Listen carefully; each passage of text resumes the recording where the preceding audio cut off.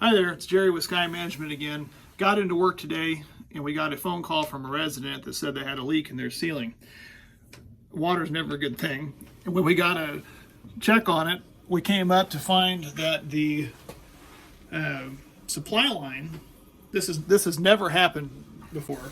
The supply line for this hot water heater has actually sprung a pinhole leak out of the copper, and it's just leaking all down onto the floor, which is leaking down below. Now this should be a pretty simple fix. We've gone ahead and shut off the water. That's the first step. The second step is going to be to have to replace this inlet supply line, and so that's what we're going to do right now. When you're dealing with a water leak, like on a hot water heater, obviously this has got some water up above here, and this is where the electric comes in. You absolutely have to go over to the electric panel, find out where the hot heater is, and go ahead and turn that off. Now, just to be safe, because sometimes these boxes are not labeled correctly, we know that the hot water heater is a 220, which is one of these double breakers. I go ahead and shut off all the double breakers. It says to the air conditioner, the furnace, and to the stove. Those are all breakers that are in there. They can be mislabeled, and if they're mislabeled and you think you shut off the right one and you go working in here, you run the risk of electrocuting yourself, and you don't want to do that. But now that the power is off, we're ready to get this swapped out.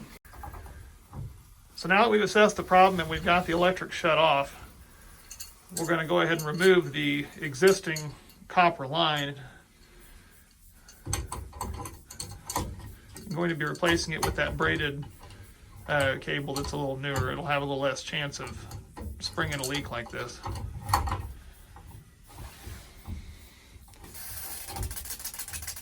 It's always a good idea to have a towel handy.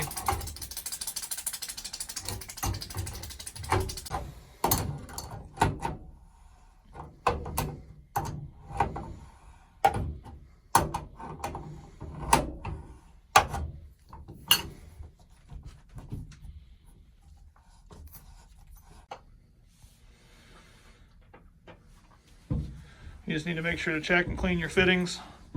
Make sure that everything's looking good and kosher there. And this should just be a simple swap. Now, for some reason, that back pipe had a problem at the coupling. We'd have to cut the pipe back, sand it down, and they've actually got a shark bite or a gator bite type fitting that you put on this. It'll slide directly onto that pipe and lock it into place, which we've had to do before, but I think these are good enough, and it was leaking out of the middle. This should be it. You can buy these hot water connection lines from Lowe's, Home Depot. They're 3/4 inch. Menard, 3/4 inch line. 3/4 inch. This is gotta be a tight fit. It's not the right size. This is why we've got Muscles here. Old Muscles McGee. Certainly a lot easier to do when your hot water heater is empty. I'm breaking this other one.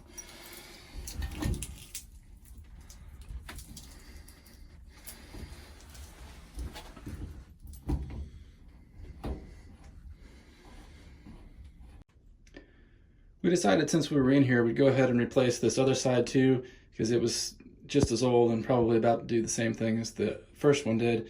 We've opened up the wire compartment here, and there was a little bit of water in there, so I did dry that out, and I'm going to leave this open for a while so that these can dry out real good. It might be a good idea to replace the wire nuts as well, because they can get rusty if they've been wet.